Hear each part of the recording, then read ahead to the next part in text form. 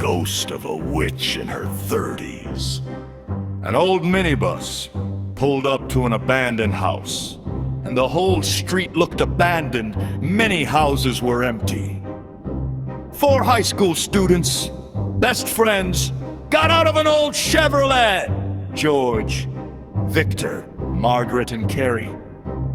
The young guys wanted to celebrate Halloween and spend the night in this house where, according to legend, the ghost of the witch Narcissa, who was burned in the oven, dwells. Since then, the house has gained a bad reputation.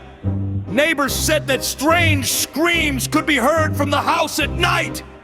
But that didn't stop the guys.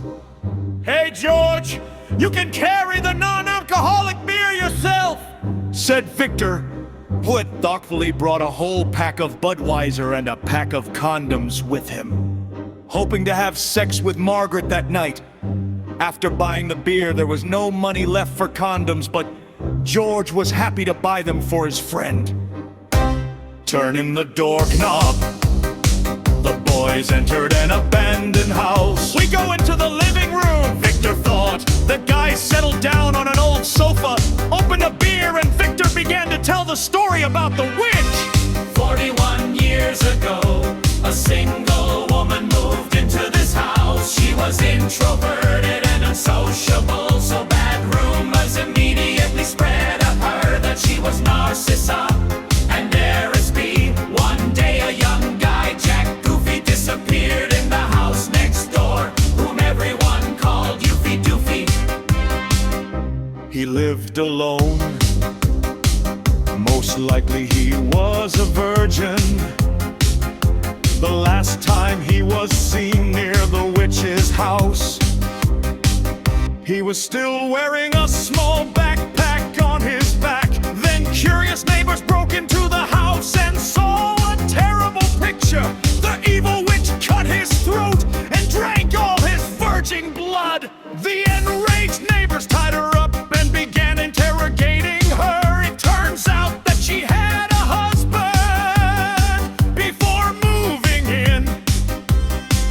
One day while riding a bicycle, he couldn't resist and fell on the asphalt.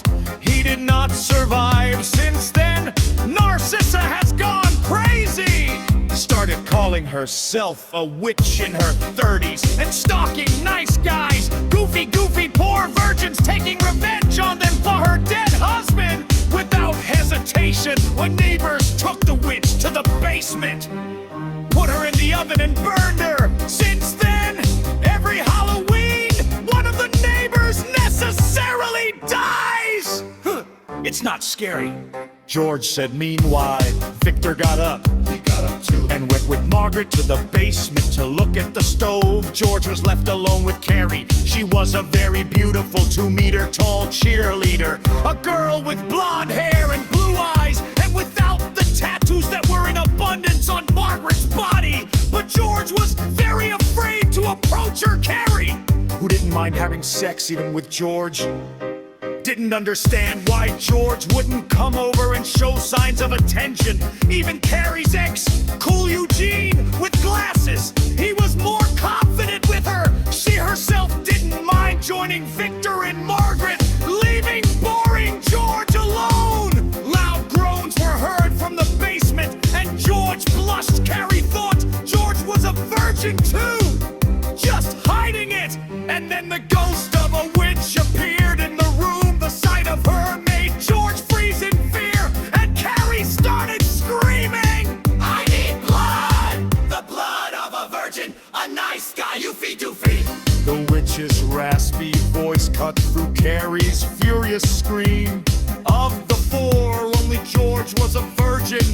So the witch grabbed George, and immediately the guy's body exploded, showering Carrie with liters of blood. The poor girl continued to scream, but no one heard her scream. No one else saw the guys.